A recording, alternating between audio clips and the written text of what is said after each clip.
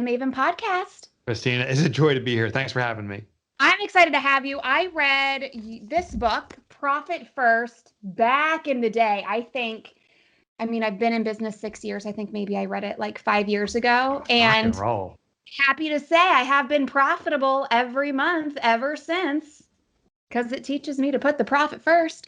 And then I read Clockwork when I needed to get out of the day-to-day and start working on the business instead of in the business, which we're going to talk about today. And this is your latest one, right? Fix This Next? Yep. I love Fix This Next. I mean, kind of explain to people why this is different than most business books, because I think it's really interesting and it's really like it keeps people focused on what they need to literally fix next. Yeah, I think the biggest problem that entrepreneurs face is knowing what their biggest problem is. So the symptoms I meet so many entrepreneurs and business owners, myself for years too, who would say, I'm working on everything, but nothing's working. And there's this constant frustration. And the analogy I use in Fix This Next is like a chain. So Christina, if there was a chain between me and you and we're pulling it and our job is to make this chain stronger, if we fix all the links, it will actually continue to break at the exact same point, whatever the weakest link is, until we, by happenstance, fix that weakest link. But instead, if we simply identify first the weakest link, strengthen that, now the entire chain has become stronger to wherever the next weakest link is, and then we fix that. So moving in a sequential order of identifying the weakest component and resolving that actually elevates the entire chain. Same thing in our business. There is a chain of events, and maybe it's more of a web structure, but at any given time, there can only be one most vital need the business has. So that book is a tool, a diagnostic, to find it, fix it, and then find the next one and fix it. And you'll start seeing your business move forward much quicker than you do if you try to fix everything. And it's very cool because it's not like every other book that you read, because you can read this one out of order because every business has different things and different orders that you need to work on. So I love that. I want to focus more on what I learned about in Clockwork, because I think this is the biggest hurdle. It was the biggest hurdle / can be still the biggest hurdle for me, and is a lot for business owners, is actually working on the business instead of in it and getting out of the day-to-day. So before you tell us exactly how to do this and how to get better at it, why do you think this is such a struggle for people? Well, because we see immediate results when we do work. It feels good to respond to another email, to direct an employee to do something, to collect that check. So in the immediate emotional feeling, we get joy. It's actually a dopamine response when we get things done. In fact, there's a popular saying, get shit done. The problem is if you're getting shit done, you're doing shit. Like we don't think about the other part of it. So in Clockwork, what I talk about is moving from doing work to designing outcomes. And I believe actually that is the job of business owners and entrepreneurs. Our job isn't to do the work. Only 7% of the world population will ever be doing what you're doing, Christina, in owning a business, by running a business. The other 93% of the world population is looking for a good, reliable job. Our job as entrepreneurs is to have a clear vision of the outcome we intend, and then to choreograph resources, which is the technology, the vendors, and our employees to achieve that outcome. We are the provider of jobs. But it is such a barrier to get past that immediate hit of, I got another thing done, another thing off my list, to moving on to something that's, I would argue, is more sophisticated and consumes more mental energy in organizing resources. But the benefits of that side are tremendous. You're building a business now that runs on automatic, a business that can run itself. You're providing for jobs. It allows us to lean into our grandest vision, whatever it may be, as opposed to being trapped in doing all the work.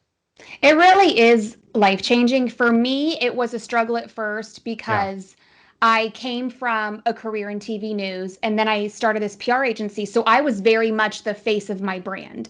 And I used my experience in the media to launch this PR agency. So to, I guess, put other people in charge, I was nervous. But once I started doing it and I started hiring, I was like, oh my God, I need to hire all of the people now because this is amazing. It took not only a workload, but so much stress off of my shoulders. And then fast forward a few years, I had the time to build a software to help people become guests on podcasts. So then I had time to, build this other business that, again, I work on and not in. So can you break down, because this is definitely something that just overall work on your business instead of in it.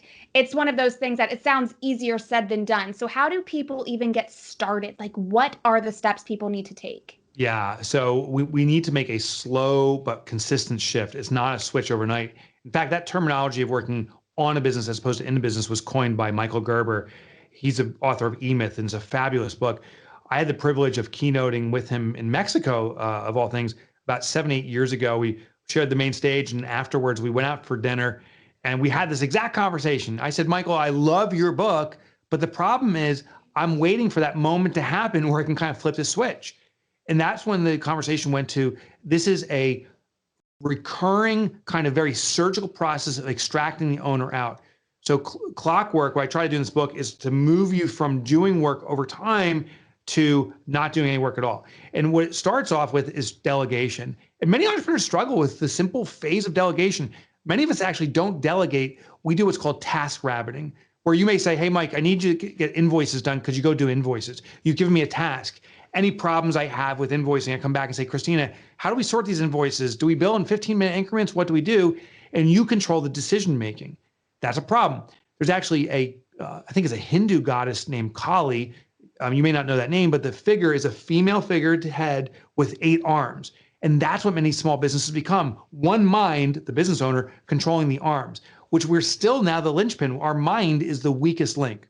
So to start throttling over to a business that can run itself, we have to go through delegation. And the true definition of delegation is not assigning tasks, it's assigning outcomes. So instead of saying, hey, Mike, would you go invoice? It'd be, hey, Mike, we need to make sure we bill our clients timely and accurately. Do you agree to that outcome? Sure, because if we bill timely, that means we're being fair to ourselves for collections of cash. If we bill accurately, we're being fair to our clients because it represents the actual work we've completed. So we agree to the outcome. Then the delegator, the business owner, tells that employee, achieve that. And we have a best practice. You can follow our invoicing, but as you discover ways to improve upon it or you come across roadblocks, solve it. I hired you for that thing on your shoulder, that mind of yours. And the employee will come back. It's our nature to come back and say, well, I got one question. We have to have the absolute discipline of saying, I hired you for your mind.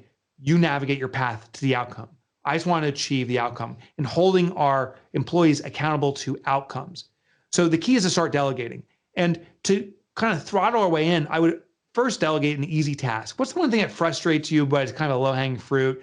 Is it responding to that same 25 questions you get over and over in email? Maybe we can have an employee respond using templates or something like that. But ultimately, the ultimate test of delegation, and it's the hardest test, is to delegate the thing you love most. What do we love to do? Because if we can delegate that out and not do what we love to do, well, now we'll avoid that compulsion to keep reinserting ourselves in our business because we love to do what we love to do. And once you're able to delegate out what you love to do, it becomes so much easier to delegate everything else out and become a true designer, a visionary for your business, as opposed to an implementer and a doer. What do you say to those people who say, well, this is something that only I can do. Nobody else can do that. Yeah. Yeah, so you're human, you're normal. I said the same thing. Oh, I can do this. I'm the hot tamale here. Like everyone else, it can never meet my standard. Well, the reality that I've discovered is there isn't another me out there. And that's what I was looking for, another Mike. But there is a lot of parts of me that people are far superior at. So what I did was I call it fractionalization. I was fractionalizing or splitting myself into different elements and seeing myself as small pieces. And then I realized, wow, when I break myself into pieces, there's other people that are far more capable at the individual pieces. I thought I was great at invoicing. I'm fine at it. There's people that are great at invoicing. I thought I was good at design work. I'm marginal at best. There's people that are extraordinary at it. So I fractionalized myself out. But the other thing, and I think this is the most important thing, I reframed how I define myself. I used to call myself the superhero. I can swoop in and fix everything or anything. That was a problem. I reframed it as the supervisionary, and I see this as a more significant role. It satisfies my fat ego, but when I see myself as a supervisionary, it is my job to help my team of heroes here to achieve the ultimate outcomes. My job is to support them, to cheer them on, to give them some insights and support. But now that I see myself in that role, when there's something that's not meeting the standard I expect, it's my problem. I didn't outline the vision enough. I didn't cheer up the team enough. I didn't empower them enough. So I've turned it on itself, and I don't insert myself and do the work anymore. A couple of years ago, I hired a director of operations, and I basically said, like, I need you to do everything that I'm doing, which is basically managing the team and making sure the clients are happy. Yeah. And for the first few months, probably longer than that, I would step on her toes like crazy. Like, I would see things come in email and I would just respond because, like, look, it's just easier for me to just Just respond easier. here. Yeah. It's easier and it's quicker, and I'll just do this. And when I got out of it, I was like, I was the biggest bottleneck in Yeah. my business growth. Do you see that a lot? See it all the time. And so the solution to that I found, I write about it extensively in Clockwork, is the 4-week vacation. Here's what I found is that when a business owner is removed from the business for 4 consecutive weeks, for almost all business, that represents the entirety of a monthly cycle. So we probably have invoicing, collections, new clients, maybe an employee is working out or isn't working out. All those elements need to be addressed pretty much every month. And I concluded that if we remove ourselves from the business for 4 weeks, then the business has to run on itself, by itself. So what I did was I declared, and I encourage everyone, declare a 4-week vacation. And maybe not tomorrow, but 18 months from now, or maybe a year from now, maybe 2 years from now, but put it in the calendar where you're removing yourself from the business. And you're gonna have this oh shit moment. Like, now I can't fly in and just take care of the email because it's easier. I'm not gonna be around. It forces us to start bringing about systems. So it forces us to start empowering employees. And the key concept around this 4-week vacation is not a vacation for us per se. It's a business getting a vacation from us. That's the key. So it changes, again, the mindset, and that will help us empower our colleagues. I did a mini version of this by accident. I went on a Disney cruise. And if you've ever been on a cruise, you know the internet is not good Right. on a cruise, regardless of where you go. And I was not expecting that. So I was thinking, I could still hop on my phone and do work. And when I realized I couldn't, I did have that oh shit moment. But then when I got back, I was like, everything was fine. There were no Right. fires to put out. Like, a lot of it is mental. A lot of it's mental. And we don't realize how much our colleagues, and when I say colleagues, it can be actual employees, full-time, part-time, can be contractors, virtual help, even our vendors are a form of colleagues. They're doing something that ultimately benefits our business. What I didn't realize is how much I was actually holding them down. I wasn't empowering them. When I left for 4, I've done it now for 5 consecutive years. I take off December 7th to January 7th, I'm gone. And that's actually a lot of activity in our business during that period of time. When I left for the first time, I was panicked, like, how are they going to do this? And I'm going to come back to a business that's gone. When I returned, I asked my colleagues, I said, on a 1 to 10, how badly do you need me getting back to work? A 1, we never need to see you again. A 10, Mike, we don't even have time to talk, work now. They give me a 1.1. They said, you're a nice guy and we like hanging out with you, but we don't need you. Then employee after employee, contractor after contractor, vendor after vendor said, we felt empowered. We had control. We felt that we could make decisions. We didn't have to serve to your vision and kind of play into that. We could start serving our own vision, which was in the best interest of the company, because you made it so clear of what our company mission is, what we're trying to achieve. And the team elevated. I came back the second iteration of my fortification with the business with more revenue. We introduced new products, and the business had less and less dependency on me. It actually allowed me to do what ultimately every business owner can do. Business owners become afraid also, if I have the business run itself, what do I have left to do? This is my business. I like to actually work. When you get a business running itself, you, as a business owner, have the permission to reinsert yourself in a capacity that gives you joy. I love being the spokesperson for my business, kind of like what we're doing now. I love talking about concepts and ideas and rooting on entrepreneurs. And I love writing books. So I elected to reinsert myself in the business that way. Now I have backups and redundancy that if I fail to deliver on certain components, it can continue on. I have other people who are actively speaking on the concepts I write about. So if I stop speaking about it, people are still speaking about it. I have a co-writer that helps me with a lot of the writing now so that I can produce at the level I want to produce. So there's some redundancy, but I have inserted myself in that capacity because it gives me so much joy. When you take this time off, and I don't know what your email situation is. I don't know if you're in your inbox. I know you do have somebody, I was working with Erin in your inbox to She's schedule this awesome. interview. Yeah. She is amazing. Shout out Yeah. to Erin in the inbox. What do you do with the email when you're taking off for 4 weeks? Is it just like, hey, I'm off for 4 weeks, contact this person, no big deal? Yeah, and we have 3 people managing it. So for the end user experience, There's never an interruption. Actually, I don't believe in that, out now, because for the customer, their expectation is whatever inquiry they have, they want it satisfied. The fact that I chose to go on vacation for 4 weeks, let alone a week, isn't their concern. They want it addressed. So I don't believe in people checking out. I believe in redundancy. So the email, it flows on right to another person. I actually have 3 people actively helping co-facilitate my email, and they manage it. And so, but I also have the email password changed. As I walk out the door, one of the colleagues, they changed the email so I can't break the system. They continue to manage it. But now I can't check in while I'm at Disney and say, hey, how are things going on? And I need that. I love the work I do so much, and it gives me so much joy to be here. I love to reinsert myself, which then defeats the business. So that's the little hack to get around that. That is a hack. Is that something that was your idea or their idea because you were breaking the rules? Yeah, it was a good point. It was, I actually don't know who came up with the ideas per se, but I know they identified the problem because we did a debrief after my first vacation. I said, what didn't work? And I say the fact that you kind of checked in, you kind of disrupted things, and then it caused actually tons of confusion trying to figure things out. We want total control. And then that was one of the ideas, because I said, but I can't help myself. I just got to get a little flavor of the business. And so they said, well, not an email.